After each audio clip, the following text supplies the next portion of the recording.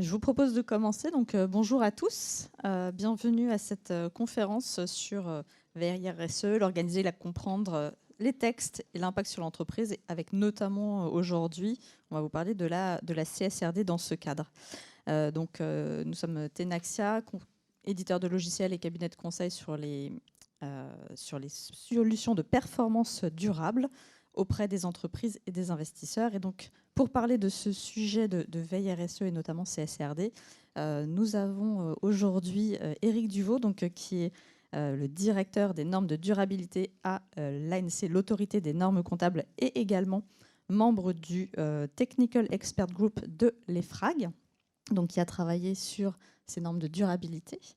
Et également Emmanuel Thierry de Mazars, associé Sustainability Audit et Advisory. Merci de votre présence. Alors, on le voit aujourd'hui, les entreprises sont soumises de plus en plus à des réglementations en matière de RSE. Ça commence à être des sujets qui posent question aux directeurs de RSE et de développement durable sur comment être sûr de bien suivre ces textes, comment bien les décrypter, comment arriver à les comprendre, les intégrer, les interpréter pour leurs organisations. Et donc, c'est vrai qu'on voulait vous donner l'exemple notamment de la CSRD où, au-delà d'une simple réglementation à appliquer, il y a tout un contexte à comprendre, quels sont les impacts aussi pour les entreprises, comment ça se met en place, donc avec à la fois la vision normative et finalement quelle est la vision de l'Europe et de l'EFRAG sur ces sujets, et puis derrière la vision opérationnelle de comment ça se passe dans les entreprises aujourd'hui. Pour rappel sur justement cette réglementation à la CSRD qui va s'imposer à un certain nombre d'entreprises, donc qui va demander aux entreprises... Solène, juste un petit chiffre. Le Green Deal européen, c'est 50 textes réglementaires européens en 4 ans, sur le mandat de Mme von der Leyen, juste pour vous donner l'ampleur de la veille ESG qui est nécessaire. Exactement, et c'est un sujet, on voit, qui prend de l'ampleur et qui augmente régulièrement. Ce n'est pas encore fini. Donc effectivement, comment faire pour décrypter toutes ces réglementations, être sûr de ne pas en rater une, et comment comprendre bien ces réglementations, comment les interpréter, parce que c'est vrai que ce ne sont pas forcément des textes faciles à comprendre, et quelles sont les implications. Si on reprend justement cet exemple CSRD, donc qui va s'imposer aux entreprises qui vont devoir publier un rapport de durabilité dans le futur, donc finalement comment elles prennent en compte ces sujets de durabilité dans leur modèle d'affaires d'entreprise. C'est pas simplement un exercice de reporting. L'objectif, le contexte de cette réglementation, c'est donc l'Europe qui souhaite vraiment flécher les financements vers les entreprises responsables et aider les investisseurs et les banquiers à prendre des décisions sur finalement à qui prêter de l'argent, dans quelle entreprise investir. Donc c'est vraiment tout un pan de la finance verte au niveau européen. Les investisseurs eux-mêmes vont devoir rendre des comptes sur à qui finalement ils confient l'argent et comment les banquiers également prêtent de l'argent. Est-ce qu'ils prêtent de l'argent sur des entreprises qui sont responsables, qui vont être en capacité de rembourser facilement ou pas. Donc en fait, il y a à la fois des réglementations pour les banquiers, les investisseurs et, in fine, l'objectif de la CSRD, c'est de fournir aux banquiers et aux investisseurs des informations qui vont pouvoir comparer, regarder, analyser pour prendre des décisions éclairées. Donc en fait, c'est tout un arsenal réglementaire qui va s'imposer aux entreprises. Et ce qu'il faut bien comprendre, c'est que c'est pas juste un exercice de conformité réglementaire, mais vraiment les banquiers et les investisseurs vont se servir de ces informations pour prendre des décisions. Et on avait ce matin notamment la restitution de l'étude que l'on fait tous les ans sur les pratiques de reporting avec LCL qui nous disait qu'à terme, les banques prendront des décisions de plus en plus strictes sur à qui ils vont prêter de l'argent, justement en analysant ces données. Donc voilà un petit peu pour le contexte autour de cette CSRD, cette réglementation qui fait parler d'elle. Et donc peut-être, Éric, vous pouvez déjà nous rappeler un petit peu le chemin rapidement de où on est, comment on en est arrivé ici aujourd'hui sur la CSRD et ce qui reste encore comme étape à franchir pour cette réglementation. Merci Solène. Alors effectivement, donc j'ai évoqué les 50 réglementations européennes. Donc le Green Deal, c'est la transformation de l'économie européenne en une économie bas carbone et plus durable à l'horizon 2050. D'où ces 50 textes. dans ces 50 textes, il y a des textes qui sont contraignants, du type interdiction des moteurs thermiques, où il y a des textes qui sont des aides financières pour investir dans les batteries, l'hydrogène, les énergies renouvelables. Et puis il y a les textes d'accompagnement qui sont des textes de transparence. Et donc là, c'est ce dont on va parler aujourd'hui, ce sont les textes de transparence. Donc Solène a rappelé effectivement que tout cela avait commencé par les textes sur la finance durable, avec SFDR et le pilier 3 de l'EBA et la taxonomie verte, qui sont les premiers textes qui sont arrivés. Et donc il y a une attente de transparence vis-à-vis des acteurs financiers, mais pour qu'eux-mêmes puissent déclarer la performance de leurs produits financiers, il faut que les entreprises dans lesquelles ils investissent ou les entreprises auxquelles les banques prêtent de l'argent puissent donner également leur performance. Et donc ça, c'est la CSRD.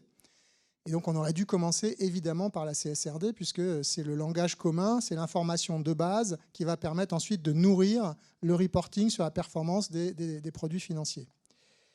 Donc ça a été fait un peu à l'envers, mais donc aujourd'hui on remet les bœufs devant la charrue. Alors juste sur l'historique, donc ça fait 3 ans que la CSRD a démarré. Il y a eu d'abord une task force sous la présidence de Patrick de Cambourg. Donc la France a beaucoup poussé pour la CSRD. C'était il y a 3 ans. On a préparé les textes de la CSRD qui ont ensuite été approuvés. Donc le texte de la CSRD, c'est une directive. Donc c'est une loi. Dans le jargon européen, une directive, c'est une loi. Et un acte délégué, c'est un décret. Alors donc la directive, elle a été approuvée définitivement en décembre 2022. Donc finalement, c'est pas si vieux que ça. Elle va s'appliquer à partir de 2024 pour les entreprises cotées et puis à partir de 2025 pour les autres entreprises de plus de 250 employés. Et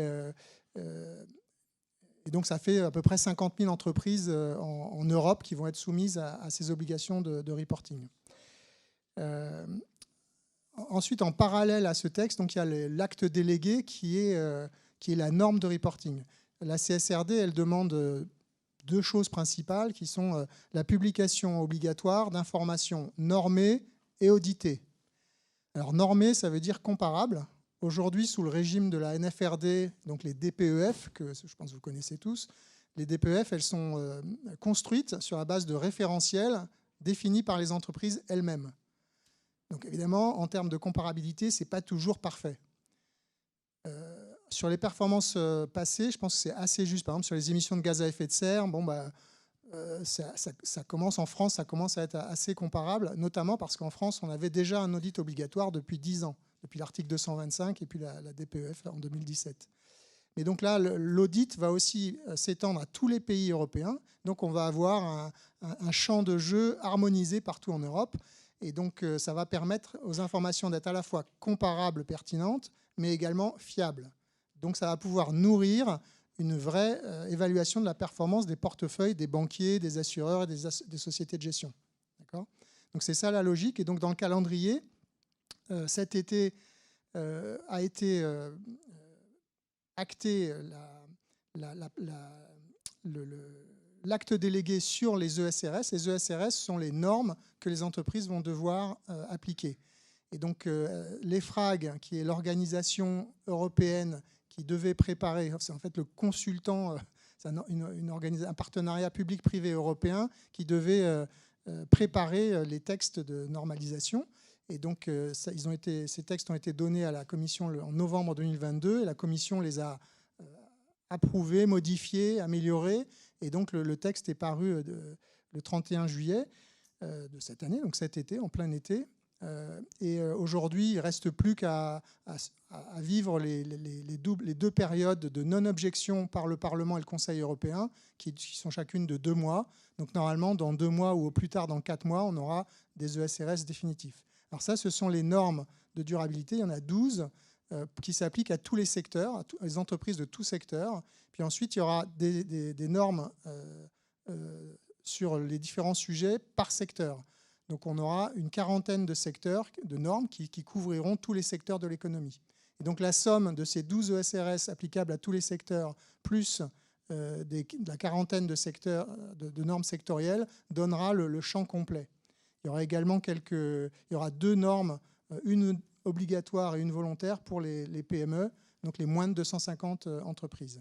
Obligatoire pour les PME cotées, volontaire pour les PME non cotées, qui représentent, ce sont des millions d'entreprises en Europe, là où les PME cotées sont probablement, enfin je crois qu'il y en a 3000 ou 2500 en Europe. Voilà quelques éléments d'historique et de contenu, mais je m'arrête là. Très bien, merci, merci Eric pour ce rappel de où on en est. Peut-être la question, c'est donc l'historique. Et alors, quels sont les prochains travaux justement qui sont en cours? Qu'est-ce qui va peut-être encore évoluer les prochains travaux, ce sont effectivement le développement, la finalisation des normes pour les PME, donc moins de 250 employés, et puis tous les travaux sur les 40 normes sectorielles qui, elles, vont s'étaler. Alors, leur mise en œuvre sera entre 2026 et ensuite, ça s'étalera jusqu'à 2028. Donc aujourd'hui, là, pour 2024 et 2025, donc les grandes entreprises de plus de 500, les entreprises cotées en 2024, comme je le disais, et les autres entreprises de plus de 250 employés à partir de 2025, elles vont appliquer d'abord uniquement les 12 standards pour tous les secteurs, on va dire. Et donc, je peux évoquer les 12 standards. Il y a 2 transversaux qui portent sur quelles sont les informations générales, notamment en matière de gouvernance, de stratégie, de matérialité, d'objectifs que l'entreprise se fixe.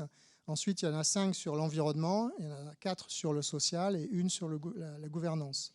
Ce qu'on peut peut-être dire également, c'est que, mais Solène l'a bien rappelé, je voudrais réinsister là-dessus, ce sont des normes qui visent à mesurer la transition, pas uniquement la performance. Historiquement, on mesurait plutôt la performance. Et en France, on est plutôt on est très en avance sur la mesure de la performance à date.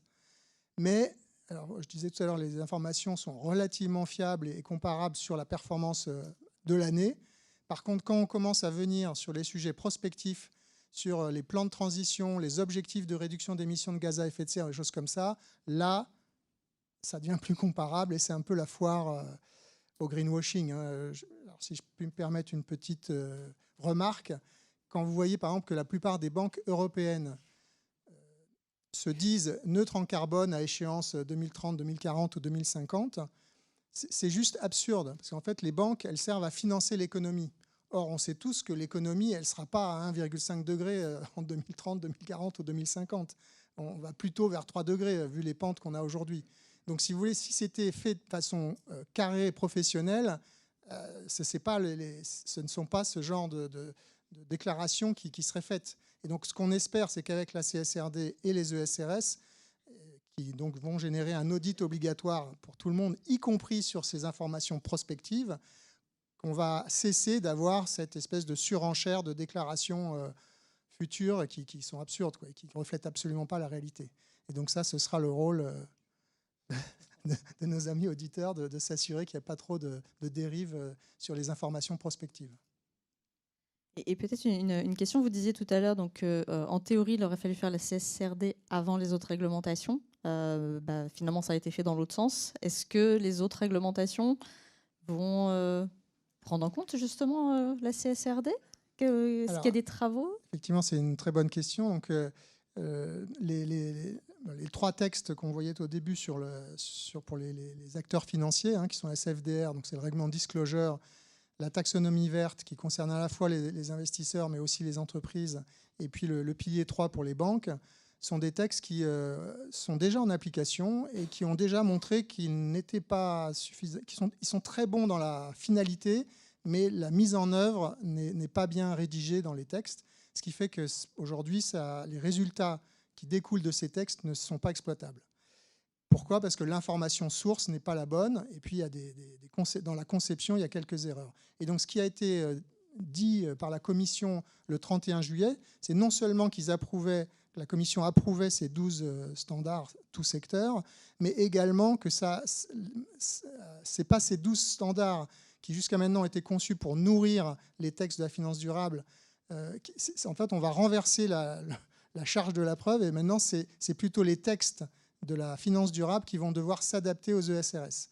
Et donc la matérialité qui a été imposée à travers les ESRS et qui n'existe pas dans la finance durable. Donc, la matérialité, ça veut dire une entreprise peut déclarer les informations pertinentes par rapport à son activité. Et donc ça évite aux entreprises tertiaires de passer du temps à publier des informations sur leurs tonnes de déchets dangereux, par exemple, elles n'en ont pas ou très peu. Et donc, ce n'est pas un enjeu majeur. Donc, la matérialité est importante et elle n'était pas demandée dans la finance durable. Elle n'était pas actée dans la finance durable. Donc, ça veut dire que si une entreprise, un banquier voulait... le banquier devait consolider toutes les informations, y compris les informations non matérielles pour les entreprises, ce qui obligeait les entreprises à calculer toutes les informations non matérielles. Donc là, ce qui a été acté le 31 juillet, c'est que si les informations ne sont pas matérielles, l'entreprise déclarera non matériel pour moi et le banquier ou l'investisseur devra traduire ça comme « OK, ça ne contribue pas à mon principal adverse impact », donc à l'information que moi je dois discloser sur mes produits financiers. Je ne sais pas si c'est clair, mais en gros, c'est la finance durable qui va s'adapter. Donc, il va y avoir, dans les 3 ans qui viennent, une remise à plat des 3 textes, et probablement même un 4e, sur la finance durable. Donc ça, c'est plutôt une bonne nouvelle. Et l'idée, c'est que d'ici à 3 à 4 ans, finalement, on ait un système de transparence qui marche vraiment bien, aussi bien pour le secteur financier que pour les entreprises non financières. Merci Eric. Alors Emmanuel, du côté des entreprises, comment ça se passe? Est-ce qu'elles ont compris ces textes, commencé à anticiper ces normes de durabilité? Est-ce que ce soit côté mise en place et côté audit, est-ce qu'elles ont réfléchi au sujet? Alors tout d'abord, je crois qu'il faut rappeler, et Eric l'a évoqué, que toutes les entreprises ne seront pas soumises à la CSRD au même moment. Ça va dépendre de leur taille. Et en gros, on va avoir les plus grandes entreprises qui seront soumises à partir de l'exercice 2024, reporting 2025, et les plus petites entreprises à partir de 2025. Donc c'est la frise que tu montres là. Donc ça, c'est un premier élément. Donc ça veut dire que le degré de préparation des entreprises varie naturellement en fonction de la deadline qui est la leur. Ce qu'on remarque, c'est que ça varie aussi en fonction de la maturité et de l'importance que revêtent les sujets RSE pour eux. Les entreprises qui sont les plus grandes, très souvent, ont déjà un département RSE qui est significatif et qui va déjà avoir commencé à adresser les sujets. Et ils ont aussi conscience qu'on a en sus des questions financières, de relations avec les banques et les investisseurs. Ces questions de RSE sont aussi des questions de réputation, éventuellement vis-à-vis de leurs clients, vis-à-vis aussi des fournisseurs éventuellement et de leurs employés. Donc ça, c'est un premier élément. La timeline est différente. Nous, ce qu'on observe, c'est qu'on a eu les premières demandes d'analyse CSRD à peu près vers la fin 2022, donc sur des textes encore très, très draft. Et la plupart des grands groupes ont commencé à venir nous voir, et nos confrères, à partir de mars-avril. Donc une fois que les comptes 2022 étaient clos, on a vu une vraie vague de demandes pour justement les accompagner dans la mise en place de la CSRD. On s'attend à une deuxième vague cet automne, avec typiquement les groupes qui sont plus de taille ETI, éventuellement sujettes quand même à la CSRD à partir de 2024, et à partir du printemps prochain, probablement, les sociétés de plus petite taille.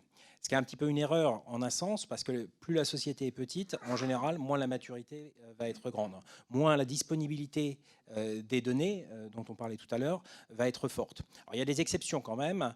Si on prend par exemple les données sociales, très souvent, l'information va être quelque part. Il faut la récupérer, il faut la trier, il faut la découper, mais l'information va être quelque part.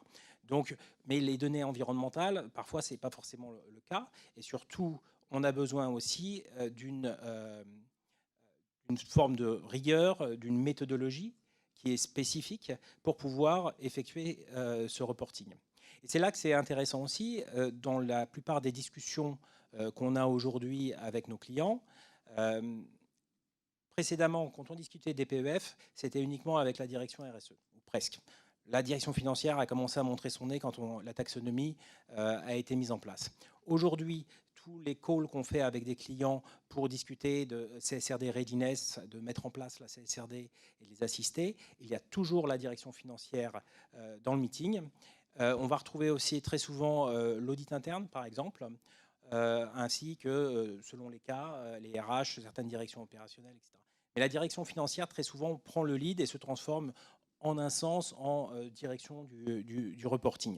Donc ça, c'est un mouvement quand même qui est quand même assez fort. Emmanuel, juste une remarque là-dessus. La CSRD, en fait, ce n'est pas une directive en soi, c'est la modification de 3 directives financières, qui sont la directive accounting, comptable, la directive audit et la directive transparency. Donc la NFRD était une directive autonome et la CSRD, c'est juste la modification de 3 directives financières qui existaient, et notamment la directive audit qui marque le changement de la définition du rôle du commissaire aux comptes. Le commissaire aux comptes passe d'un rôle d'auditeur des états financiers à un rôle d'auditeur des états financiers et des états de durabilité. Donc, qui rend d'ailleurs la lisibilité de la CSRD elle-même assez difficile. Parce que si on regarde la CSRD, l'essentiel du texte, c'est on va remplacer tel paragraphe par tel paragraphe et on va intégrer tel paragraphe ici dans l'article 19, etc. Ouais, en termes de digestion, c'est tout un travail. Ouais. Mais ça, en tout cas, ça souligne bien ce que tu disais sur la nécessité de la prise en compte, de la prise en main de ces sujets par les directions financières. Donc on voit les directions financières qui souvent prennent le lead. J'ai un client par exemple qui a créé une forme de JV informel entre la direction RSE et la direction financière pour bien montrer à tout le monde que bien qu'on parle d'ESG, c'est quelque chose qui a trait au reporting et qui doit inclure la direction financière dans toute sa force et toute sa rigueur en termes de reporting et sa pratique du contrôle interne notamment, puisque c'est un vrai sujet. Donc ça, c'est un point qui est quand même essentiel. Ce qu'il faut aussi comprendre, c'est que la préparation des entreprises à la CSRD, il faut, si possible, aller plus loin que juste la mise en conformité, puisque l'urgence pour beaucoup de ces entreprises, c'est être conforme au texte dont a parlé Eric pour la première publication qui va avoir lieu pour les plus grandes au début 2025. Mais il va falloir que les entreprises aillent au-delà. C'est-à-dire que de par les ESRS, les entreprises doivent mettre en place des plans de transition, communiquer sur ces plans de transition, sur les sujets matériels. Et ça, je crois que c'est quelque chose qui est important de se rappeler. Et ça veut dire concrètement qu'on va aussi créer tout un ensemble de KPIs et d'indicateurs de performance sur lequel, et c'est l'objectif, on aura aussi du suivi. On aura une forme de contrôle de gestion qui est en train de se créer autour de ces informations. Et il va falloir savoir les mesurer, il va falloir savoir les suivre et savoir mettre en place des actions pour pouvoir améliorer ces résultats. L'objectif n'est pas de dire cette année on a émis 25 000 tonnes de CO2 et puis c'est tout. L'objectif, c'est d'améliorer ces KPIs. Donc pour ça, il faut mettre en place non seulement des actions dans le cadre du plan de transition, et c'est assez normé, hein, les plans de transition, la manière dont ils doivent être présentés, bien plus que ce qu'on a eu l'habitude de voir dans les DPEF. Notamment, ça doit être séquentiel. On doit y voir aussi le lien avec les informations financières. Mais ces plans de transition, on va aussi en faire le suivi année après année. Donc, comme le disait Eric, on a des engagements des entreprises qui ne vont plus être pris à la légère. Aussi parce que le rôle des organes de gouvernance change par rapport à cette information de durabilité, notamment le comité d'audit, mais aussi la direction qui, comme pour les états financiers, va devoir signer en bas de la page pour confirmer que, d'après eux, les états de durabilité ont été produits conformément aux ESRS.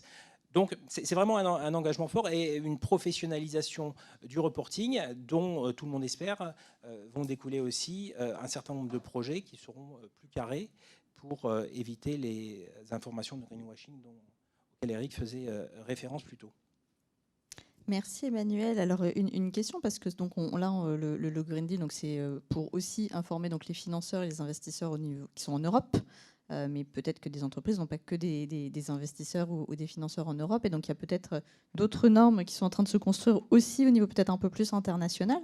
Est-ce qu'il y a un travail, une articulation qui est faite avec notamment ces réglementations, ces référentiels qui ne sont peut-être pas des réglementations? Oui, tout à fait. Donc, la CSRD et les ESRS n'arrivent pas sur un champ vierge. Alors peut-être d'abord rappeler que la CSRD, elle couvre les entreprises européennes. Donc j'ai dit 50 000 entreprises allaient être couvertes à terme. Et c'est sur leur activité mondiale. C'est-à-dire que les entreprises vont devoir reporter, y compris sur l'ensemble des impacts et des risques et opportunités de leurs filiales à l'étranger. Donc ça, c'est un premier point d'extraterritorialité. Ensuite, donc, du coup, il s'est posé la question de savoir si on arrivait à articuler correctement ces normes, qui sont les premières normes d'application obligatoire. Les autres normes, alors vous connaissez probablement la GRI. Donc la GRI, c'est une application volontaire. C'est probablement ce qui est le plus connu. Ça porte surtout sur les impacts. Au 30 juin, les IFRS ont publié leurs normes IFRS S1 et S2 sur le climat, qui est aujourd'hui aussi une norme d'application volontaire, puisqu'elle n'a été adoptée par aucune juridiction. Donc l'Europe est la première juridiction à adopter un paquet de normes, donc les 12 dont j'ai parlé tout à l'heure, et donc ça positionne l'Europe très nettement en avance par rapport aux autres juridictions. Mais l'Europe, si elle est en avance toute seule, ça ne sert à rien. Le but de l'Europe, c'est de faire grandir et se faire accompagner dans cette aventure par toutes les juridictions mondiales, au premier titre desquelles des grands pays comme les États-Unis, la Chine, l'Inde, le Japon. Et donc il y a aussi des discussions entre l'Europe et la SEC aux États-Unis. Donc c'est la SEC qui a pour l'instant pris en main le sujet et qui devrait publier d'ici la fin de l'année 2023 ces rules, donc ces normes américaines pour les entreprises cotées. Donc l'ISSB, donc les IFRS, j'en ai parlé, ont publié des choses en juin. On attend que ces normes de l'ISSB soient adoptées par des juridictions. Je pense que l'Angleterre pourrait le faire l'année prochaine, le Royaume-Uni. On sait que le Japon va faire ses propres normes. La Chine et l'Inde, alors l'Inde travaille sur ses propres normes. La Chine, on ne sait pas encore, mais je serais étonné qu'ils suivent les normes IFRS. Mais nous, Européens, on a intérêt à ce que les autres progressent. En gros, nous, on est front-runner, on est devant, et on veut que les autres suivent pas trop loin. Parce que s'ils suivent trop loin, après, il y a une distorsion de concurrence. Donc nous, on a intérêt à aider l'ISSB finalement à se développer. Mais par contre, on voudrait aussi éviter un double reporting pour les entreprises européennes. Donc il faut absolument qu'il y ait une interopérabilité, c'est-à-dire que si une entreprise est conforme aux ESRS européennes, il faut qu'elle soit, sans faire aucun autre travail, conforme aux ISSB. Si les ISSB sont utilisés par les investisseurs pour consolider les informations, vous voyez l'importance que ça a d'être conforme aux deux en même temps. Et donc l'Europe a veillé à cela, l'EFRAG a fait des travaux, on a eu peut-être des dizaines de journées de réunions avec l'ISSB toute l'année pour essayer de faire converger les normes. Aujourd'hui, on y est à peu près. Un accord a été signé avec la GRI, donc là c'est interopérable entre GRI et ESRS. On n'a pas encore signé de document avec l'ISSB, mais on pense que ça devrait arriver dans les mois qui viennent, compte tenu du travail qui a été fait. Merci Eric. Est-ce que Emmanuel, vous avez des informations sur comment ça se passe dans les autres pays européens peut-être? Les entreprises se préparent, elles sont plus en avance, moins en avance qu'en France? Oui, alors peut-être aussi un commentaire par rapport à ce que vient de dire Eric. Cette problématique d'overlap en quelque sorte entre les différentes normes, ça se pose aussi effectivement pour les sociétés étrangères qui sont actives en Europe. Puisque une petite subtilité qu'on observe entre les dispositions qui sont prises dans les pays en dehors de l'Europe et ce qu'on a dans l'Union européenne, c'est que très souvent, en dehors de l'Europe, les sociétés sujettes au reporting de durabilité vont être des sociétés cotées et qui sont, à part quelques exceptions, souvent cotées sur une seule place. Il y a évidemment des exceptions, mais souvent c'est sur une seule place et donc sujet à un seul set de standards. Ce qu'on a avec les ESRS, enfin avec la CSRD, c'est que les filiales, les grandes filiales de groupes américains, de groupes japonais, de groupes chinois, vont être aussi sujettes à la CSRD. Et à partir de 2028, le groupe, sauf s'il y a des questions d'équivalence, le groupe au Japon, en Chine, aux États-Unis devra aussi être sujet aux ESRS. Alors, une version un peu différente sans doute, mais là, on a un vrai risque justement d'overlap qu'il faut prendre en compte. Donc, c'est une vraie activité, parce qu'il y a 20%, je crois, ou 25% du PIB français qui dépend d'investissements directs étrangers. Donc, il y a énormément d'entreprises étrangères qui découvrent, en fait, qui n'étaient jamais sujettes à ce type de reporting jusqu'à présent, qui découvrent qu'il va falloir produire des rapports de durabilité à partir de la première publication 2026. C'est un point super important de la CSRD, ça, parce que vous voyez que politiquement, c'est une extraterritorialité qui est imposée par l'Europe. On apprend des Américains. Voilà. C'est-à-dire que ce que les Américains nous ont fait sur la corruption, on est en train de le refaire sur l'ESG, quoi. Exactement. Alors, je ne sais pas si ça ira au bout, parce qu'effectivement, dans le rapport de force... Qu'on soit unis jusqu'au bout. Ce qui est un challenge. Donc ça, c'est peut-être le premier commentaire. C'est vrai que Eric a évoqué que certains pays vont aller dans des directions un petit peu différentes que les ESRS ou même éventuellement que l'ISSB. C'est aussi parce qu'ils ont des focus qui peuvent être différents. Je sais que le Japon, où j'ai longtemps vécu, un de leurs focus, c'est S. C'est de ESG, c'est la partie sociale. C'est quelque chose qui est très important pour eux parce que c'est un pays qui a une démographie déclinante, qui a des problématiques de workforce, de formation, etc. Donc, chaque pays finalement cherche à s'adapter aussi à ces critères propres. Après, ce qu'on observe en Europe, on observe des rythmes différents. J'ai l'impression, et Eric pourra peut-être confirmer ou infirmer, que l'Europe de l'Est est un peu moins bullish que l'Europe de l'Ouest sur les sujets ESG. Donc les entreprises d'Europe de l'Est font vraiment preuve de conformité à minima, en tout cas c'est l'impression, alors que les entreprises d'Europe de l'Ouest veulent vraiment embarquer ça dans la stratégie, un discours sur les valeurs, etc. etc. Donc ça c'est peut-être un premier commentaire. Après, sur le niveau de préparation, on a publié là chez Mazars le baromètre RSE 2023 ont montré qu'en France, sur à peu près 60 entreprises cotées, 4 déclaraient être conformes à la double matérialité, ou en tout cas préparer leur analyse de matérialité conformément à une approche double. En Allemagne, sur 40 du DAX 40, c'était 7. Donc un petit peu plus. Bon, après, il faut voir exactement ce qu'il y a derrière. Mais toujours est-il que je dirais qu'encore une fois, dans les grands pays d'Europe de l'Ouest, c'est à peu près similaire, avec quelques exceptions. Je ne sais pas s'il y a des Belges dans la salle, mais j'avais l'impression que la Belgique, par exemple, n'était pas très en avance sur certains de ces sujets. Et il y a aussi d'autres petits pays pour lesquels ils suivent le flot de l'Union européenne, mais le cœur n'y est pas toujours. Il faut quand même avoir en tête que l'Allemagne, alors c'est vrai que la CSRD a été approuvée sous présidence européenne française, et je peux vous dire qu'elle n'aurait pas été approuvée sous une autre présidence. La France a vraiment supporté, parce qu'on était en avance, et l'Allemagne, à contrario, a été et est toujours vent debout contre ces obligations de reporting. Donc, Allemagne, enfin, en gros, les pays nordiques et un peu les Pays-Bas ne sont pas des supports très forts, on va dire. Donc, mais un élément, si je puis me permettre aussi, qui explique cela, c'est que la démographie dans ces pays-là des entreprises est aussi différente. C'est-à-dire qu'on a 11 000 ou 12 000 sociétés en Allemagne qui vont être sujettes à la CSRD. Pourquoi ? Parce que c'est le fameux Mittelstand allemand.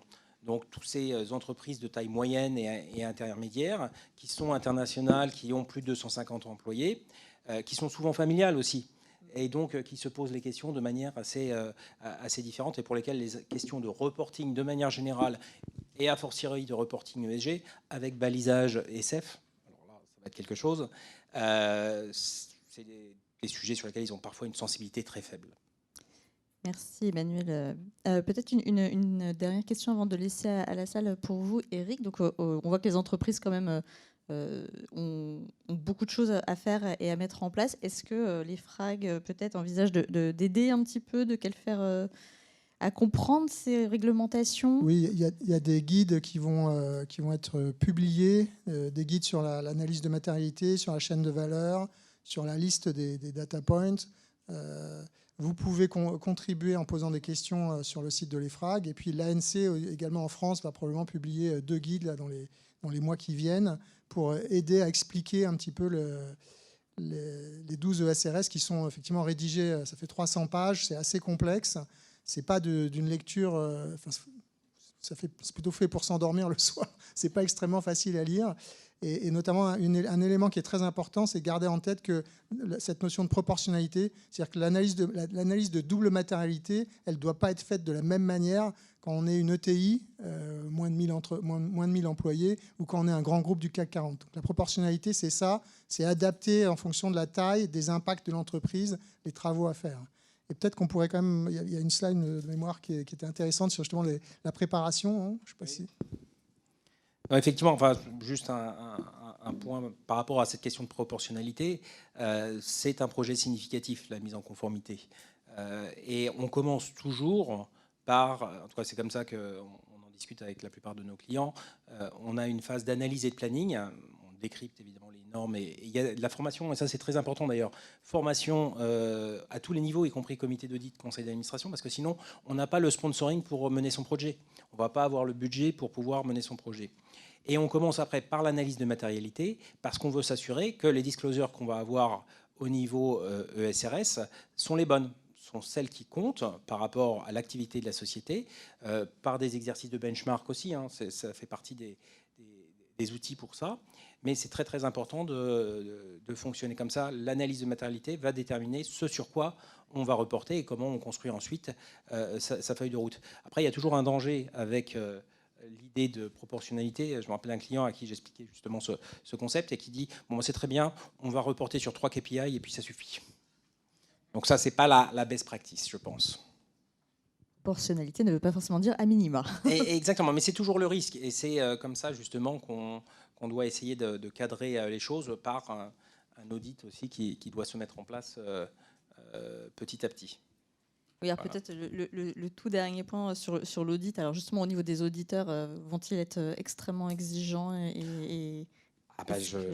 ils vont effectuer les procédures conformément aux normes dans un premier temps, conformément aux standards.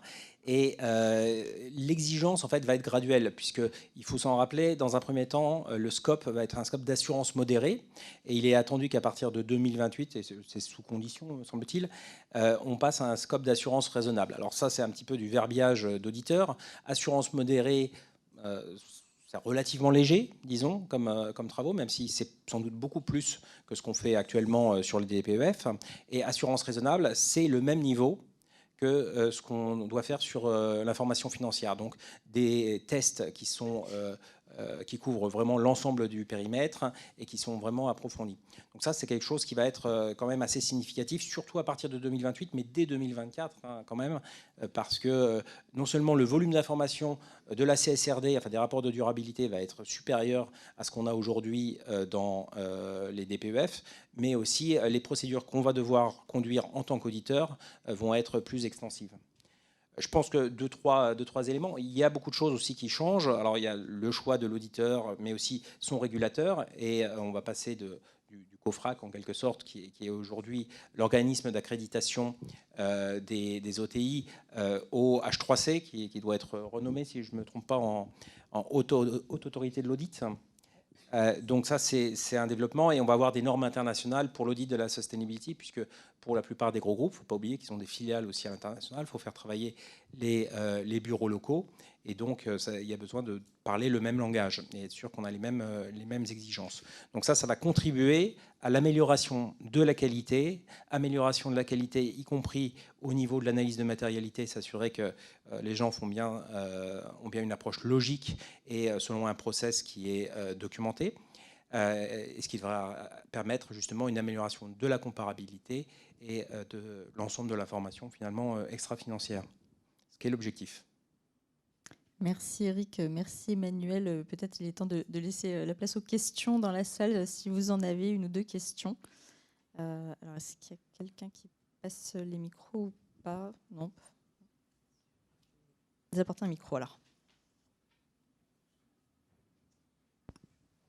Bonjour à tous. Alors moi j'avais une question qui est peut-être un peu spécifique, mais à ma connaissance dans la DPEF, il y avait des dispositions assez spécifiques concernant le reporting des entreprises sur leurs activités et la lutte contre l'évasion fiscale. Et on ne retrouve pas nécessairement ça dans l'ESR 2 et pas autant les précisions qu'on peut avoir en matière de description des risques, de politique appliquée, etc. Je confirme que c'est hors du scope de la CSRD, donc ça a été clairement dit. Il y a d'autres textes réglementaires sur l'évasion fiscale qui vont être notamment le country by country report. Enfin, donc il y a un certain nombre de. Donc la Commission a expressément demandé à l'EFRAG d'exclure les sujets d'évasion fiscale. Ok. Oui, j'avais une question. Oui, excusez-moi, merci pour vos interventions, mais moi j'étais intéressée également par la partie organiser sa veille et j'ai pas eu l'impression qu'on y ait beaucoup répondu. Alors effectivement, c'était l'objectif, c'était de montrer aussi la complexité que peut avoir une réglementation. Et donc l'idée de présenter aussi comment organiser sa veille, parce qu'il y a un besoin justement de regarder la veille réglementaire. Donc en fait, l'objectif de comment organiser sa veille, c'est vrai qu'il faut, nous, ce qu'on vous propose, c'est de vous appuyer sur des experts qui vont justement être en capacité de vous décrypter ces veilles réglementaires. Donc d'identifier pour vous, que ce soit les textes existants ou les futurs textes, 50 textes dans le Green Deal, mais on peut considérer plus de 200 textes réglementaires qui peuvent intéresser les responsables RSE aujourd'hui, que ce soit sur les sujets plutôt environnement, sociaux ou de gouvernance, voire les textes de finances durables au sens large. Et donc l'objectif et l'idée, c'est vraiment de comprendre ces textes et de se faire aussi accompagner sur le décryptage de ces textes réglementaires. Un texte comme la CSRD, comme le disait Eric, c'est un texte qui vient modifier d'autres textes. Donc finalement, avoir à disposition les textes modifiés plutôt que les modifient tel paragraphe ou telle virgule. Et ça, c'est quelque chose chez Tenaxia qu'on est en train de travailler justement pour proposer dès cet automne un accompagnement, donc avec à la fois les textes réglementaires dans un outil qui va vous permettre d'avoir les textes embarqués dans un outil et donc mis à disposition. Et ce qu'on va proposer, c'est tous les 3 mois d'avoir justement un décryptage de ces textes. Donc textes existants ou textes justement nouvellement publiés, voire les textes prospectifs en fait qui vont arriver parce que on le voit, le texte, alors la CSRD vient d'être adoptée, donc entre en vigueur, mais elle s'applique plus tard. Donc, et si on attend le moment où elle s'applique pour s'y intéresser, ce sera trop tard. Donc il faut vraiment aussi pouvoir anticiper les textes prospectifs et être en capacité de décrypter aussi les différentes étapes. Parce qu'on voit, avant d'arriver à l'adoption de la CSRD par la Commission européenne, il y a quand même un certain nombre d'étapes réglementaires. On le voit sur la CS3D aujourd'hui, qui va arriver dans le futur peut-être. Avant d'arriver à l'adoption, il y a une étape de proposition à la Commission européenne, un travail par le Parlement, le Conseil de l'UE pour chacune interpréter le texte et adopter sa propre position, un travail de trilogue. Donc en fait, chaque étape, en général dans la presse, ça y est, la CS3D est adoptée. Non, ce n'est pas ça ce qu'il faut comprendre. Ce qu'il faut comprendre, c'est que certains ont adopté une position, mais il y a encore un travail derrière avant que ce soit définitivement adopté et entré en vigueur. Et donc toutes ces étapes, c'est vrai que ce sont des sujets, les responsables de RSE, ce ne sont pas forcément des juristes, et donc ils ne sont pas forcément en capacité d'identifier où on en est et ce qu'on peut faire sur ces textes. Et donc se faire accompagner pour bien comprendre justement où on en est sur ces textes, ce qui est vraiment adopté, ce qui est encore du prospectif, ce qui va peut-être évoluer, c'est quelque chose qu'on propose effectivement.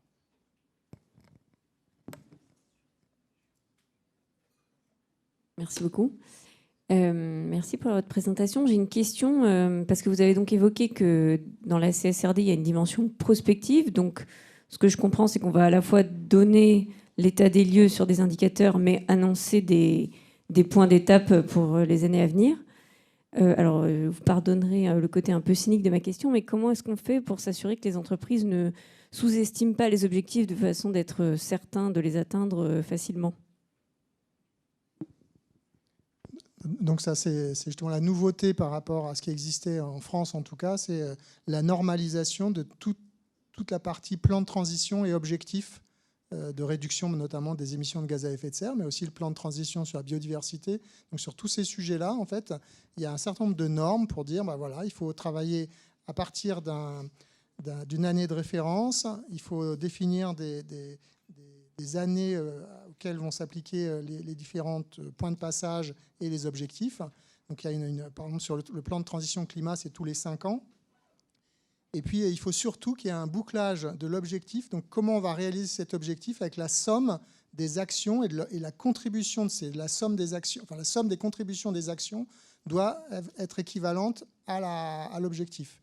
Donc vous voyez, sur la décarbonisation, vous pouvez faire appel à de l'efficacité énergétique, à des énergies renouvelables, à la changement de votre flotte de transport, ou des choses comme ça. Et donc, il faut que la somme de ces contributions d'actions individuelles soit égale à l'objectif. Et il faut que les moyens associés, les moyens financiers, budgétaires, notamment les CAPEX et les OPEX, soient cohérents. Et donc, année après année, ce sera normalement faisable pour les auditeurs de s'assurer qu'on est on track ou pas. Et si on ne l'est pas, bien, il faudra que l'entreprise le dise. Et par rapport à la question de la sous-estimation des objectifs, il y a un benchmark qui est prévu dans la CSRD, notamment sur la question climatique, c'est le 1,5 degré. Donc les entreprises doivent expliquer et doivent utiliser des méthodes type SBTI, etc., pour développer leur plan de transition et doivent expliquer s'ils s'écartent trop de cet objectif. Donc il y a un cadre pour s'assurer, parce que c'est aussi explicite, et on l'évoquait tout à l'heure, la CSRD, les 50 textes, c'est une volonté politique de l'Union européenne qui, je crois, c'est une différence par rapport à d'autres pays peut-être, correspond aussi en quelque sorte à la volonté des populations européennes de voir les entreprises se comporter de manière responsable. Donc ce cadre, il est clairement fixé, le 1,5 degré, il est fixé, et il y a sur d'autres thématiques, ça peut être une approche de type name and shame, quelque part. Donc c'est quelque chose qui va être, qui est quand même assez transparent, et c'est vraiment l'idée. Plus on a de transparence, plus le cadre, plus on va s'assurer que les entreprises changent leur modèle économique. Je pense que malheureusement notre temps est écoulé. Nous allons devoir rendre la salle. Donc merci à tous pour votre participation. Merci Eric et Emmanuel.